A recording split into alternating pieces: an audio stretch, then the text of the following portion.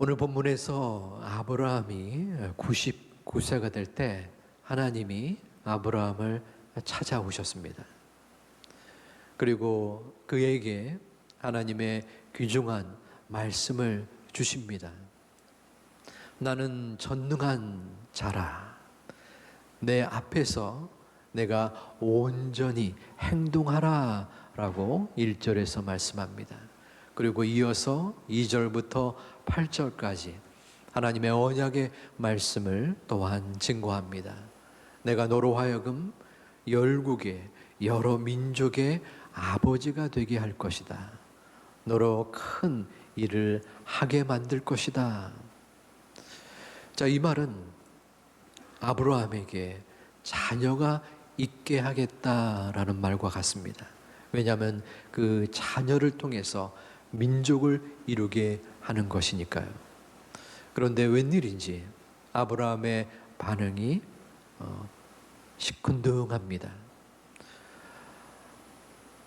하나님은 아브라함에게 은혜의 말씀을 주셨는데 아브라함은 하나님을 향하여 웃습니다. 우리 창세기 17장 17절에서는 그 이유가 나오는데 아브라함이 엎드려 웃으며 마음속으로 이르되 100세 된 사람이 어찌 자식을 낳을까? 사라는 90세니 어찌 출산하리요? 아브라함이 이제 1년만 있으면 100세가 되는 99세입니다. 그리고 사라는 90세입니다. 그러니 그 마음속에 어찌 우리가 아이를 낳겠습니까? 하는 웃음 띤 마음이 있었던 것이죠. 그런데 여기에 또 다른 숨겨진 광경이 있습니다. 아브라함의 반응이 시큰둥한 두 번째 이유입니다. 바로 아브라함이 고향이 하란이었습니다. 하란을 떠나서 가나안으로 올라온 것이 24년 전, 바로 75세의 나이였습니다. 그때 하나님께서 언약의 약속의 말씀을 주셨어요. 내가 너로 큰 민족을 이루게 하겠다. 바로 자녀를 주신다는 것이었습니다. 자녀가 없던 아브라함의 마음속에 얼마나 기쁘고 감격스러움이 있었겠습니까? 그런데 하나님께서 자녀를 허락지 아니하시는 것이에요. 75세의 나이인데 아마도 1, 2년 동안은 인내함으로 기다렸을지 모릅니다. 저희 가정도 결혼한 지 3년 반이 되어서 아이가 생겼어요. 교육자 가정이었고 또 제 아내는 본교회 출신이라서 좀 더 관심을 갖게 된 것 같습니다. 기도도 많이 받았습니다. 우리 권사님들이 우리 제 아내를 보고서 그 당시 별명이 새끼 사모였어요. 교육 전도사인 아주 훌륭한 남편을 만나서 결혼을 했고 또 어린 사모로서 지나가는 발걸음 따라서 야, 뭐 좋은 소식 없어 이렇게 얘기를 하면은 한 분 한 분의 마음이 감사하지만 수십 명 또 수백 명 되면 어떨 때는 좀 부담이 되기도 했습니다. 감사함이 더 컸고요. 그러다가 한 3년 정도 지나니까 좀 초조한 마음이 들더라고요. 아, 이러다가 애가 안 생기는 건 아닐까? 그런데 지금 아브라함의 나이는 25도 아니요, 35, 45도 아닌 75세였습니다. 5년이 지납니다. 80세가 되었어요. 5년이 또 지납니다. 85세가 되었습니다. 더 이상 안 되겠다.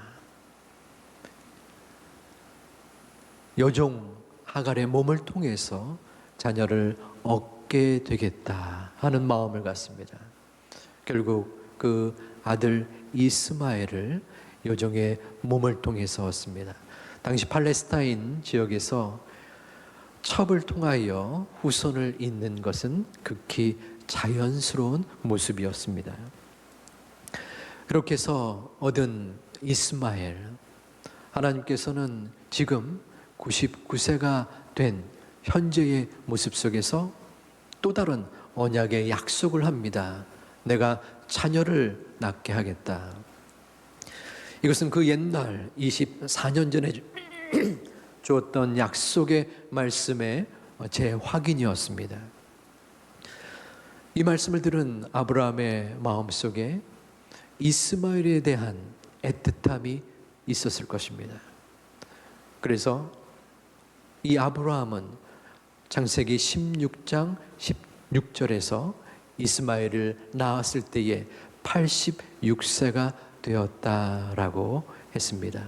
그리고 나서 17장에 도달한 것입니다. 99세의 아브라함 그리고 이스마엘을 낳았을 때가 86세입니다. 그런데 이 기간의 시간 속에 아무것도 기록이 없습니다. 하나님께서 아브라함에 속한 언약의 계시가 없었던 것입니다.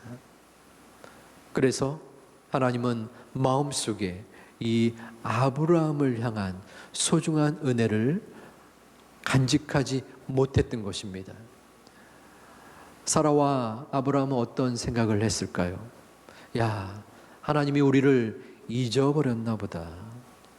이스마엘을 여종을 통해서 얻었는데 어떻게 잘했다 혹은 너는 잘못한 거야 라는 말조차 주시지 않는구나. 어찌 이럴 수 있는가. 이러한 고민과 생각을 했을지도 모릅니다. 우리가 문제에 부딪혔을 때 그 문제 자체로도 힘들지만 어떤 경우에서는 이 고난의 이유가 무엇인지 모를 때 더 마음이 힘들 수 있습니다. 도대체 왜 제가 이 고통을 당해야 합니까? 하나님은 별다른 말씀이 없으시고 나의 눈물과 호소 속에 별 응답이 없어 보이는 그 상황이 될 때에 우리는 하나님 앞에 원망의 마음을 갖곤 합니다. 믿음의 사람 다윗도 시편 22편에서 사울 왕이 자신을 죽이려 했을 때에 여러 고민과 고통 속에 있을 때에 하나님이 아무런 응답을 보이지 않자 마음속에 고민과 불만과 어려움을 토로하곤 했습니다. 우리 시편 22편 1절과 2절을 함께 봉독하겠습니다. 네 하나님이여 네 하나님이여 어찌 나를 버리셨나이까 어찌 나를 멀리하여 돕지 아니하시오며 내 신음소리를 듣지 아니하시나이까 네 하나님이여 내가 낮에도 부르짖고 밤에도 잠잠하지 아니하오니 응답하지 아니하시나이까 아멘. 자, 마음속에 답답함과 또 괴로움을 토로하는 것입니다. 아브라함은 하나님이 응답을 10여 년간 주시지 않자 이스마엘을 낳게 되었습니다. 그리고 이스마엘을 향한 애정을 그에게 주었을 것입니다. 그런데 지금의 하나님께서 주시는 언약의 말씀 앞에 그는 그 이스마엘에 대한 생각을 갖습니다. 어쩌면은 큰 민족을 이루겠다 함이 이스마엘을 통해서인 것은 아닐까. 그래서 하나님께서 너로 큰 민족을 이루겠다 할 때 창세기 16장 16절에서 이스마엘을 향한 마음속의 고백과 또한 생각을 갖습니다. 하나님께서 이스마엘을 통한 은혜를 족하게 주시지 않았습니까? 저는 이스마엘로 만족합니다 라는 의미를 보이고 있습니다. 이 말은 무엇입니까? 하나님께서 오래전에 24년 전에 자녀를 주신다라고 말씀하지 않았습니까? 그런데 10여 년간 자녀가 없었고 또한 이스마엘을 낳고 여기까지 왔는데 하나님 어찌하여 또 다른 지금 제 나이 99세인데 하나님의 새로운 생명을 주신다고 말씀합니까? 차라리 이스마엘을 통해서 은혜를 이어나가시지요 라는 말입니다. 지금 두 가지 논리와 의견이 충돌하고 있습니다. 이스마엘을 향한 아브라함의 마음속의 반응과 아니다, 또 다른 하나님의 잉태가 있을 것이다, 그것은 이삭이다 라는 두 의견의 충돌입니다. 하나님은 창세기 17장 19절에서 아들 이삭을 낳을 것이다 라고 말씀하고 있습니다. 우리 함께 봉독하도록 하겠습니다. 하나님이 이르시되 아니라 내 아내 사라가 내게 아들을 낳으리니 너는 그 이름을 이삭이라 하라. 내가 그와 내 언약을 세우리니 그의 후손에게 영원한 언약이 되리라. 아멘. 자, 하나님은 내가 지금 고민하고 생각하는 것이 잘못됐다, 새로운 언약을 너에게 또다시 주는 것이고 그것은 아들 이삭이다 라고 생각하는 것입니다. 아브라함의 생각과 하나님의 생각은 달랐습니다. 아브라함은 도저히 이 나이에 아이를 갖는 것은 불가능하다고 생각했지만 하나님은 달랐습니다. 아브라함과 사라의 지금 마음속에 생각하는 시간은 불가능의 시간이었습니다. 모든 것을 포기해야만 하나님의 언약의 약속이 이루어지지 못하는 절망의 시간이었습니다. 하지만 하나님은 그 절망의 시간에 일하셨습니다. 절망의 시간에 찾아오셨습니다. 그래서 본문 1절에서 말씀을 주십니다. 나는 전능한 자라. 여기서 전능한이라는 것은 부족함이 없는 자, 아무런 필요를 요청하지 않는 자라는 것입니다. 다시 말하면 전능한 자다. 나는 완전한 하나님이다. 불가능을 가능케 하는 하나님이다 라는 의미입니다. 99세가 된 아브라함에게 왜 하나님이 이처럼 찾아오셔서 전능한 하나님을 증거하고 있습니까? 이것은 아브라함의 생각을 바꾸기를 원하시고 계시는 것입니다. 너는 불가능하다고 생각했던 지금의 상황은 나 전능하신 하나님의 손에 의해서 가능하게 될 것이다 라는 것을 밝히는 것입니다. 하나님은 아브라함의 이름을 바꾸어 주셨습니다. 고귀한 아비였던 아브라함을 열국의 아비론 아브라함으로 5절에서 바꿔주시고 15절에서는 나의 공주라는 사례에서 열국의 어미라는 사라로 변경시켜 주셨습니다. 자신의 개인의 강함을 이끌었던 이름에서 열국의 아비와 어미가 된 것입니다. 중요한 것은 자신이 바꾼 것이 아니라 하나님이 바꾸어 주신 것입니다. 히브리 시대에서 이름은 호칭을 넘어서 그 사람의 전인격, 전 생애를 의미합니다.